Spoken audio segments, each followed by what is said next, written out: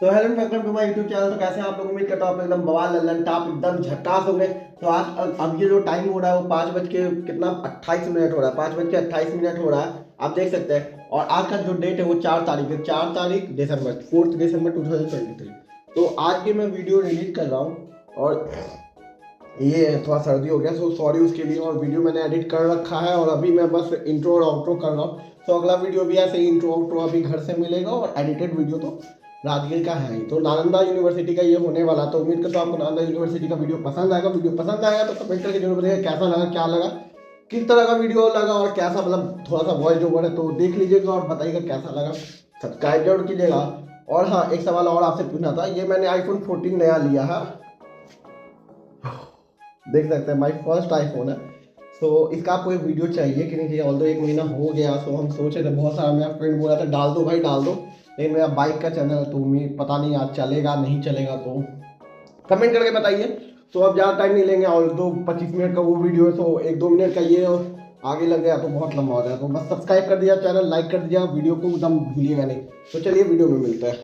तो सुबह की पहली किरण के साथ हमारे सफ़र की शुरुआत होती है।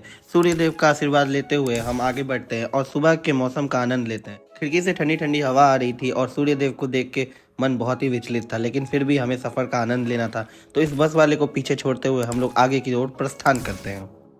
तो जैसे ही हम लोग अपने सफ़र में आगे बढ़ते हैं कि सबसे पहले हमें रोक लिया जाता है टोल प्लाजा के पास, पटना टोल प्लाजा के पास, वसूली के लिए। हालांकि ये वसूली सरकारी होती है, लेकिन हमारे लिए तो ये भी नया था, क्योंकि वैसे तो बाइक से इधर हज़ारों बार आए थे, मगर रोका तो हमें पहली बार गया था ना। खैर, यहाँ का हाईटेक सिस्टम देख के हम लोग काफ़ी दंग रह गए थे, चौंक गए थे कि ये क्या हुआ। मात्र 10 सेकंड के लिए रोका गया, क्योंकि कोई पैसा वहाँ पे हम लोग का काटा नहीं। वो गाड़ी के विंडशील्ड पे एक फास्टैग लगा हुआ था, उससे ऑटोमेटिकली अकाउंट से कट गया। ये तरीका देख के काफ़ी, मतलब हम लोग इम्प्रेस भी हुए और चौंक भी गए, क्योंकि फर्स्ट टाइम कार से इधर आए थे।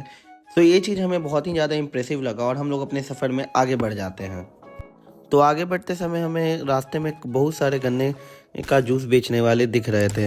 हमने सोचा कि क्यों ना गाड़ी से उतरा जाए और थोड़ा सा इसे ट्राई किया जाए, क्योंकि आगे बढ़ते समय ये बहुत ही अलग दिख रहे थे, तो पटना से काफ़ी अलग। तो हमने पेड़ के पास एक गाड़ी रोका और बस थोड़ी सी मस्ती किए, थोड़ा सा मतलब इंतज़ार करके हमने गन्ने का ऑर्डर दिया। तब तक हम लोगों ने ये पैर वाली लंगड़ी खेली और बस तब तक तैयार हो रहा था हमारा 5 गिलास मस्त सा गन्ने का जूस। और इस गन्ने का जूस देख के मतलब काफ़ी बढ़िया लगा था, मतलब इतना अच्छा क्वांटिटी में 20 रुपये का दिया था हमें और बहुत अच्छा लगा था। जब हमने इसका पहला सिप लिया था तभी हम समझ गए कि ये भाई अलग है, ये बेस्ट है। मतलब यहाँ का गन्ना पटना वाले गन्ना से काफ़ी अलग था। और यहाँ पे मतलब आगे बढ़ते समय हमें इसका काफ़ी बहुत सारा खेत भी दिखा, तब हमें समझ पे आया कि ये देसी गन्ना है और पटना में जो आता है वो कहीं ना कहीं इसके सामने पानी जैसे ही है। तो इसको एंजॉय करते हुए फिर हम लोग आगे बढ़ गए। आगे बढ़ते ही हमें बहुत सारा पहाड़ दिखा।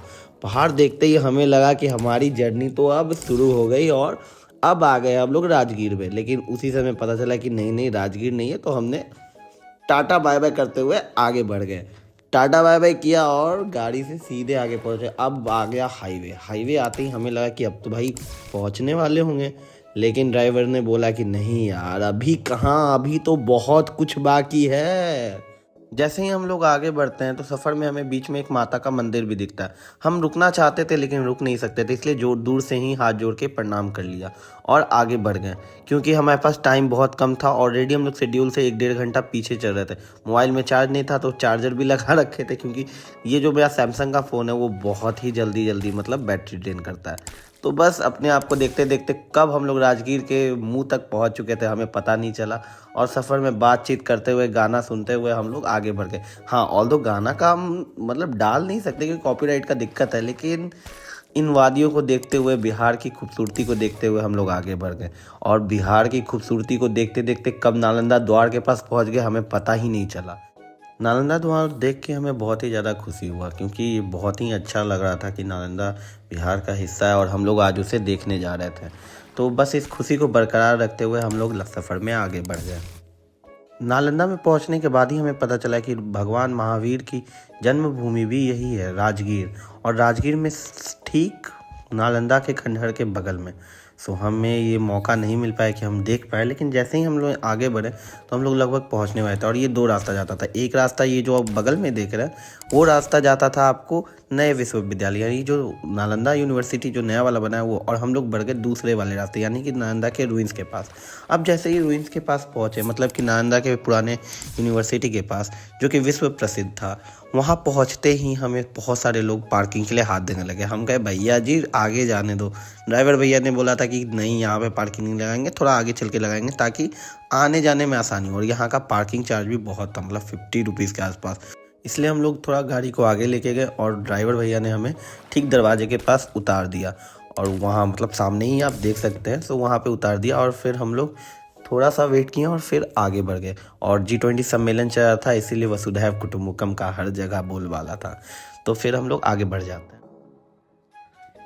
तो हम लोग नालंदा यूनिवर्सिटी पहुंच चुके हैं, जो पुराना नालंदा खंडहर था, आर्कियोलॉजिकल डिपार्टमेंट ऑफ इंडिया। तो अभी हम लोग जा रहे हैं। अब यहाँ से टिकट बुकिंग करेंगे।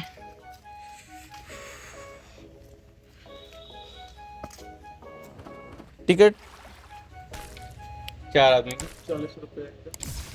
चल। तो ये है नालंदा का खंडहर, जिसका 40 रुपये हम लोग को लगा है। एंट्री पर पर्सन 40 रुपये है। और यही है नालंदा का खंडहर। नालंदा का खंडहर बोलिए, इसको नालंदा यूनिवर्सिटी बोलिए पुराना, जिसमें 90 लाख किताबें थीं, जिसको बख्तियार खिलजी के द्वारा हमला करते हुए सब जला दिया गया। मतलब हमारे बिहार का, हमारे भारत का एक बहुत बड़ा धरोहर था ये, जो अब नहीं रहा। तो इसका रूइंस बचा हुआ है। आगे जाते हैं, अंदर जाते हैं, देखते हैं और जैसा होता है सबको दिखाते हैं। तो सबको ही बने रहिए। इंट्रो और आउट्रो जो भी रहेगा, अब यहाँ से राजगीर का ब्लॉग चालू हो गया। सो जो भी इंट्रो आउट्रो होगा, मे बी मेरा फेस ना दिखे क्योंकि हेलमेट हम लाए नहीं और हम अपना यूनिक आइडेंटिटी बनाए हुए हैं हेलमेट के साथ। तो मे बी अगर मास्क वास्क मिला तो मास्क के साथ हम कर लेंगे, और अगर नहीं हुआ तो भाई फिर आप देखिए मेरा हाथ और क्या, हाथ पैर और बस पेट। तो जो भी ये देखते हैं और आपको दिखाते हैं, जो भी एंजॉय करेंगे। इंट्रो आउट्रो आपको घर पे एडिटिंग के समय हम दे देंगे। तो यहाँ से इंट्रो आउट्रो तो आपको इंट्रो इसका मिला होगा घर से ही, हम जान रहे हैं, और आउट्रो भी आपका सेम वही घर से ही मिलेगा। चलिए तो अब आगे दिखाते हैं। नालंदा यूनिवर्सिटी की पहली झलक देखते ही मेरे मन में दो भावनाएं उत्पन्न हो रही थी। एक तो बहुत अच्छी थी और एक बहुत ख़राब थी। अच्छी इसलिए थी क्योंकि ये भारत का सबसे पहला रेसिडेंशियल यूनिवर्सिटी था और भारत का दूसरा सबसे बड़ा यूनिवर्सिटी था, जो कि विश्व प्रसिद्ध था। वो पूरे वर्ल्ड में इस लेवल का आर्किटेक्चर, इस तरह का मतलब आर्किटेक्चरल मार्वल, जो आज भी इतना मजबूत है कि इसके ऊपर से ट्रक भी चला जाए, ट्रैक्टर भी चला जाए, लेकिन इसको आँच भी नहीं आएगा। तो इस तरह का आर्किटेक्चर हम लोग के बिहार में, भारत में मौजूद था, जिसको बख्तियार खिलजी के द्वारा 1193 में पूरा तबाह कर दिया गया था। अब बुरा इसीलिए लगता है क्योंकि आज वही भारत है, वही बिहार है, लेकिन आज बिहार सबसे पीछे है एजुकेशन के मामले में। सबसे पीछे नहीं कहेंगे, लेकिन है, बहुत काफ़ी पीछे है। डेटास के अकॉर्डिंग नहीं बात करूँगा क्योंकि अब डेटास खंगालने से अच्छा है कि अपने आप में झांक लिया जाए कि क्या चल रहा है। और अगर बात की जाए भारत की, तो भारत में अभी भी मतलब कि कोई भी ऐसा कॉलेजेस नहीं है, यूनिवर्सिटी नहीं है जो वर्ल्ड में टॉप रैंक में आता हो। लेकिन ये हम लोग का एक आर्किटेक्चरल मार्वल था। ये जहाँ पे अभी हम लोग खड़े हैं वो बुद्धिस्ट टेम्पल हुआ करता था, मतलब जिसको सराय माउंट बोलिए या बुद्धिस्ट का मतलब टिला वगैरह बोलिए, मंदिर का टिला, ये सब, ये बहुमंजिले मंदिर हुआ करता था बुद्धिस्ट लोगों का, जिसमें बहुत सारे मतलब बीच में एक चक्र हुआ करता था और मूर्ति वगैरह, स्तंभ वगैरह हुआ करते थे। और ये मल्टी स्टोरेज मतलब था बिल्डिंग की, बहुत बहुमंजिला बिल्डिंग हुआ करता था। तो ये बहुत ही सुंदर था और इसको देख के मतलब बहुत ही अच्छा लग रहा था। ऑल्दो 1973-74 में सरकार ने इस पर ध्यान देना शुरू कर दिया था, लेकिन उसके पहले से इस पर ध्यान नहीं दिया गया। बहुत सारा ईटा वगैरह जो होता है यहाँ के लोकल्स ने उखाड़ के ले गया, जो पहले का बचा हुआ था। बाकी तो बख्तियार खिलजी जला ही दिया था, जलाने के बाद कुछ कसर बचा तो यहाँ के लोकल्स ने उसे पूरा किया। ऑल्दो इसे प्रिजर्व भी किया गया, बहुत ही अच्छा बनाया गया। तो इस सराय टीला को देख के हमको बहुत ही अच्छा लग रहा था, लेकिन क्या कर सकते हैं, अब जो है सो है। इस बुद्धिस्ट टेम्पल को देख के फिर आगे बढ़ते हैं और हम लोग थोड़ा सा मतलब गार्डन वगैरह को देखते हैं और फिर सोचते हैं कि चलो अब आगे देखते हैं, क्योंकि आगे बहुत कुछ बाकी था। हम लोग पूरा कुछ देख भी नहीं पाए थे क्योंकि टाइम का हम लोग के पास लिमिट था, लेकिन आप जब भी जाइए तो टाइम लेके जाइए। तो उसके साथ साथ हम लोगों ने थोड़ी सी मस्ती भी की, पुष्पा सॉन्ग पे थोड़ा सा डांस भी किया और उसके बाद हम लोग आगे बढ़ गए।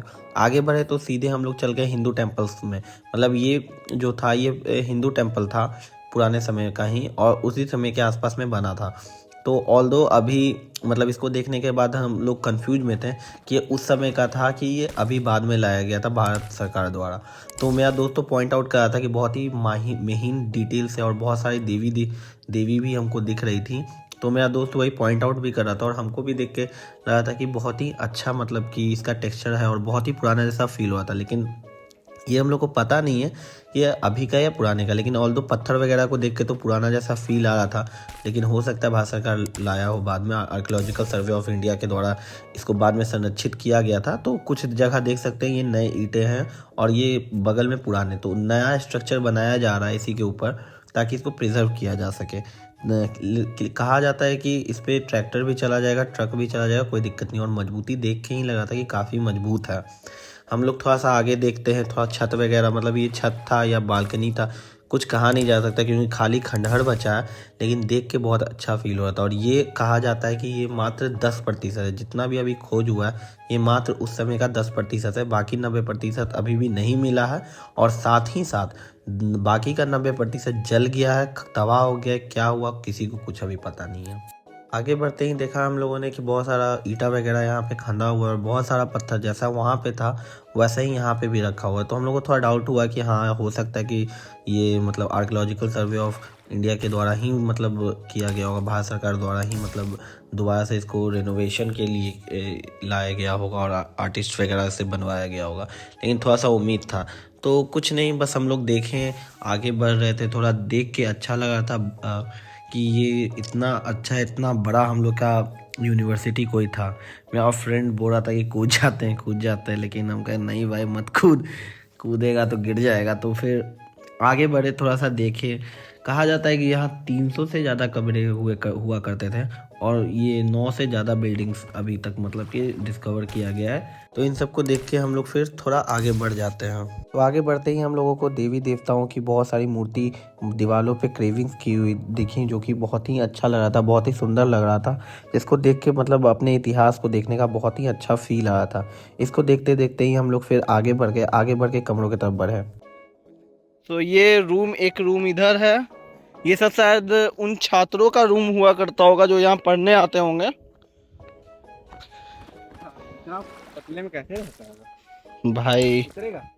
उतर सकते हैं यहाँ से? हाँ, उतर सकते हैं, नहीं तो उससे भी नीचे जाना है तो उधर से है। ये क्या है इधर? ये ज्यादा ऊंचा है भाई, इन लोग इधर से आए, इधर से कूद सकते हैं। कूद जा, फोन पकड़ना भाई। अब अगर बात की जाए इस जगह की जहाँ पे हम चल रहे हैं, तो ये बरंडा हुआ करता था। मतलब कि ये जो पूरा बिहार था, बिहार यानी कि मोनेस्ट्री, उसका बरंडा था। और ये जो देख रहे हैं ये मोनेस्ट्री का ड्रेनेज सिस्टम था, जो कि यहाँ से पानी मतलब जाता था। सो ये जो छोटे छोटे रूम्स देख रहे हैं, यहाँ पे बुद्धिस्ट मॉन्क सब रहा करते थे। आपको इसके आगे भी दिखाते हैं क्या है। और ये जो आगे बढ़ रहे हैं, ये एक कुआं था middle of the eastern arm, मतलब कि जो ईस्टर्न दरवाज़ा था उसके सामने ही एक कुआं बना हुआ था। ये मेरा दोस्त उछल रहा था, ये वीडियो थोड़ा सा फास्ट करके दिखा रहे हैं, लेकिन ये कुआं था जिससे पानी बुद्धिस्ट लोग मॉन्क सब पिया करते थे। अब अगर आगे बढ़े और आपको कमरे का दिखाएं कि कमरा किस तरह का हुआ करता था, तो ज़्यादा बड़ा नहीं, एकदम छोटा सा। तो सिंपलिसिटी कितना अच्छा से उस समय मतलब फॉलो किया जाता था। कोई भी मतलब ऐसा साजो सजावट नहीं, बस ईंटा से घेरा हुआ एक रूम रहता था छोटा छोटा, जो कि एक दिया रखने के लिए प्रॉपर जगह दिया जाता था। और बहुत ही अच्छा मतलब देखने में कि कोई भी किसी भी तरह का डिस्ट्रैक्शन नहीं। और ये जहाँ से हम लोग निकले ये ईस्टर्न दरवाज़ा हुआ मतलब मोनेस्ट्री का।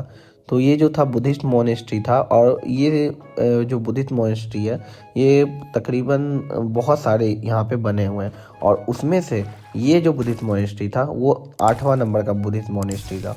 ऑल्दो उस समय और भी बहुत हुआ करते होंगे, लेकिन अभी तक जो मिला है उसका 8वां नंबर का ये बुद्धिस्ट मोनेस्ट्री मिला है, जो कि बहुत ही सुंदर है। ऑल्दो जितना भी बुद्धिस्ट मोनेस्ट्री है वो सब लगभग एक जैसे ही है, लेकिन इसमें थोड़ा सा अलग है कि इसमें साइड वॉल्स वगैरह अलग है, और जो दरवाज़ा का हाइट वगैरह दिया गया वो पुरान लकड़ी का दिया हुआ है, जो कि पहले से ही प्रिजर्व्ड है, जो सेम हाइट का ही दिया हुआ है जो जिस तरह का पहले हुआ करता था। तो ये देखने के बाद हम लोग थोड़ा सा आगे बढ़ते हैं, ये देख लेते हैं अंदर का दरवाज़ा वगैरह। ये एंट्रेंस हुआ करता था जो कि ईस्टर्न तरफ पे पड़ता है, और ये इतना ही हाइट से लोग अंदर जाता था और बाहर आता था। तो जैसे ही हम लोग आगे बढ़ते हैं तो हमें ये एक मंदिर दिखता है जो कि बहुत ही सुंदर दूर से दिख रहा था। हम लोग सोचते हैं चलो थोड़ा सा पास जाके इसको देखते हैं, जो कि बहुत ही दूर से सुंदर लग रहा था, तो पास से तो और भी सुंदर लगेगा। तो हम लोग जैसे ही गए तो हम लोग एकदम चौंक गए, इतना सुंदर बनाया गया था। एक्चुअली जब हम लोग इसके बारे में पढ़े तो पता चला कि ये 2 फेजेस में बना हुआ था। पहला फेजेस में बना हुआ मंदिर, उसके ऊपर फिर इसके ऊपर मतलब 52 बाई 50 मीटर का ऊपर में और इस सेकेंड फेज में इसको बनाया गया, और उसको प्लास्टर से स्तंभ वगैरह से और सराइंस वगैरह से डेकोरेट किया गया, और ऑर्नामेंट्स वगैरह जो उस समय के हुआ करते थे पत्थर वगैरह के और सोना वगैरह के, उन सब से इसको इंग्रेविंग वगैरह किया गया, और साथ ही साथ इसके वॉल्स पे बहुत अच्छा चित्रकारी भी किया गया था। सो आर्ट और आर्किटेक्चर के नज़र से ये बहुत ही सुंदर और बहुत ही एक भव्य मंदिर हुआ करता था। और सबसे बड़ा बात कि इन सब पूरे मंदिर के बीच में ये मंदिर मतलब भगवान को रखा जाता था, जो कि उस समय मतलब इमेजिन करने में ही लगता है कितना ज़्यादा सुंदर दिखता होगा उस समय के बारे में। ऑल्दो आप रोक के भी इसको पढ़ सकते हैं, मैंने प्रॉपर टाइमिंग इसमें दिया है कि कितना मतलब जितना देर में आप पढ़ सकते हैं, तो इसको अगर ज़्यादा कम लगे तो आप स्टॉप करके भी पढ़ सकते हैं।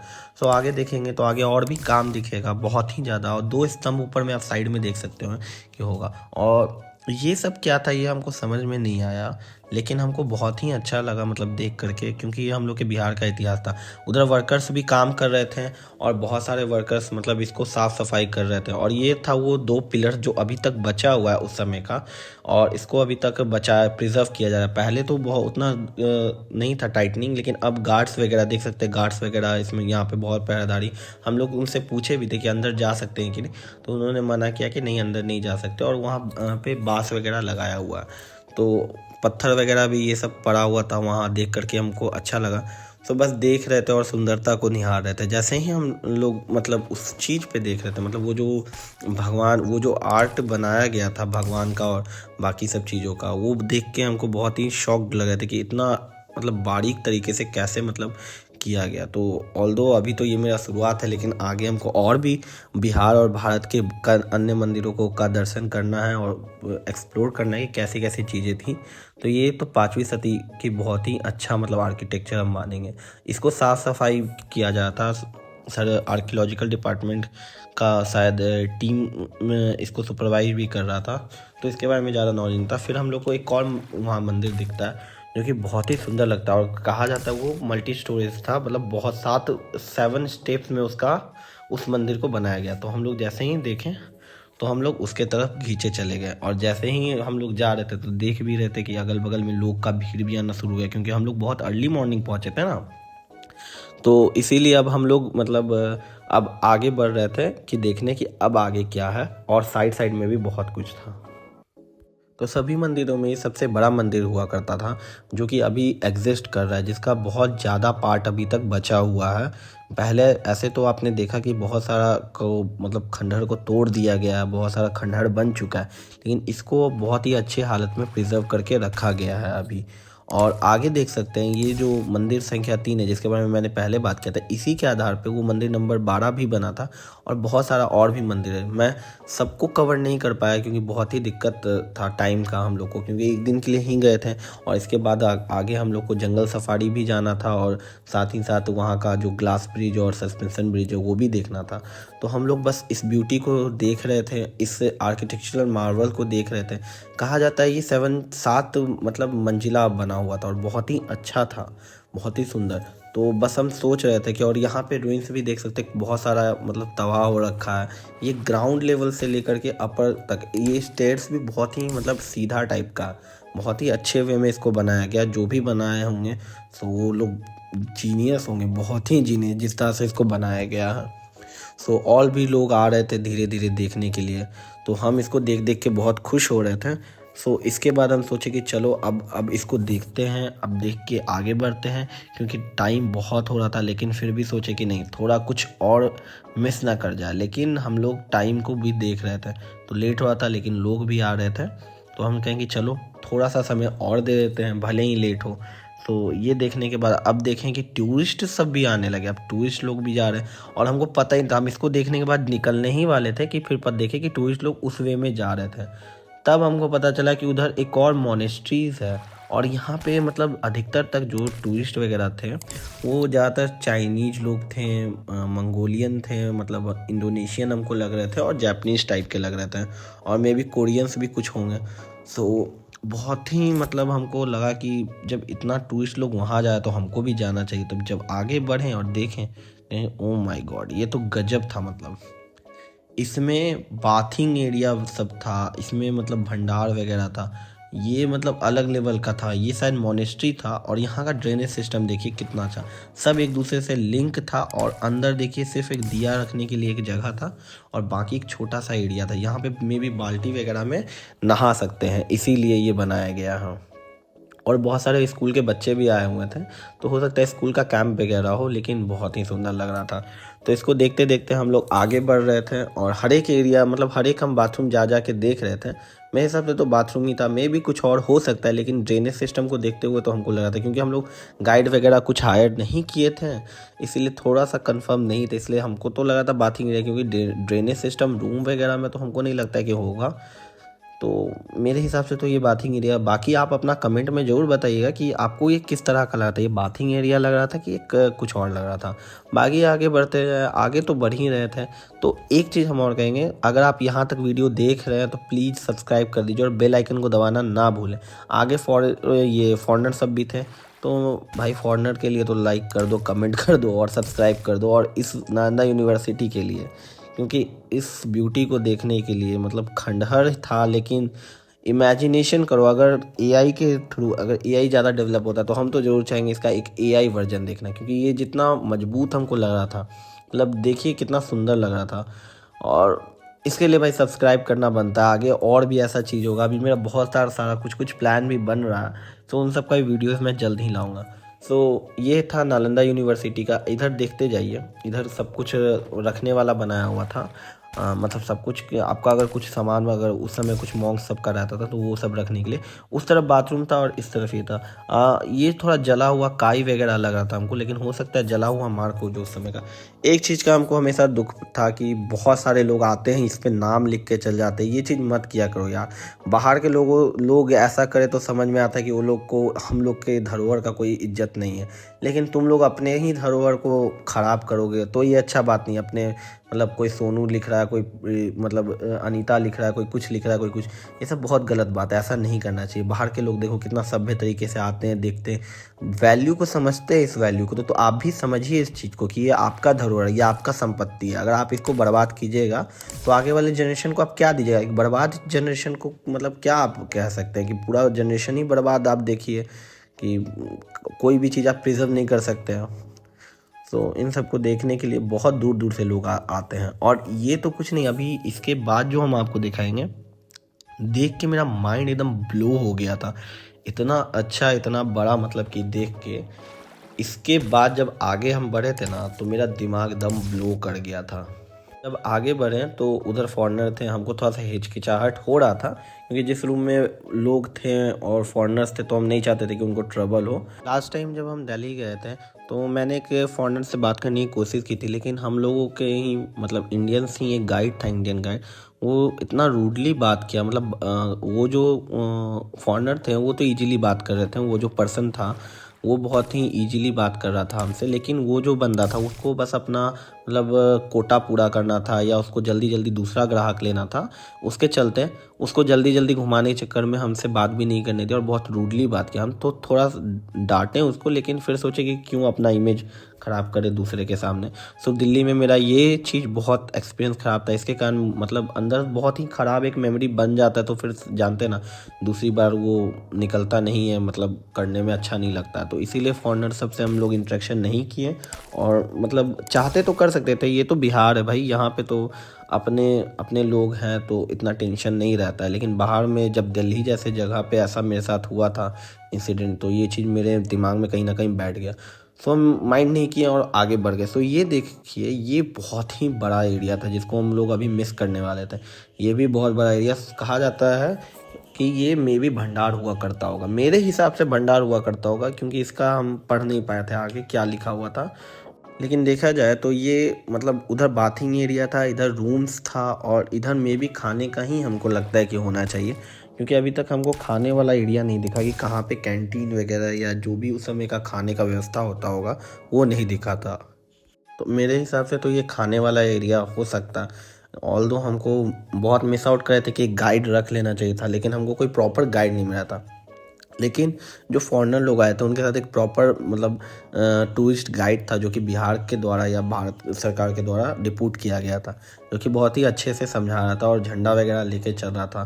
तो वो वीडियो शायद मैं नहीं ले पाया था, लेकिन बहुत ही अच्छा था। साथ ही साथ स्कूल का कैंप भी था, स्कूल वाले बच्चे भी आए हुए थे। तो स्कूल वाले बच्चों को देख के फिर हम आगे बढ़ गए, कभी हम लोग भी थे ऐसे। फिर देखे कि बहुत सारे मॉन्क, जैसे ही हम लोग बाहर निकलने लगे तो देखे बहुत सारे मतलब शायद जैन धर्म के लोग और बुद्ध धर्म के लोग आने लगे, जो कि बहुत सारे दूसरे दूसरे देश से आए होंगे प्रॉबेबली, क्योंकि इनका भाषा हमको समझ में आ नहीं रहा था।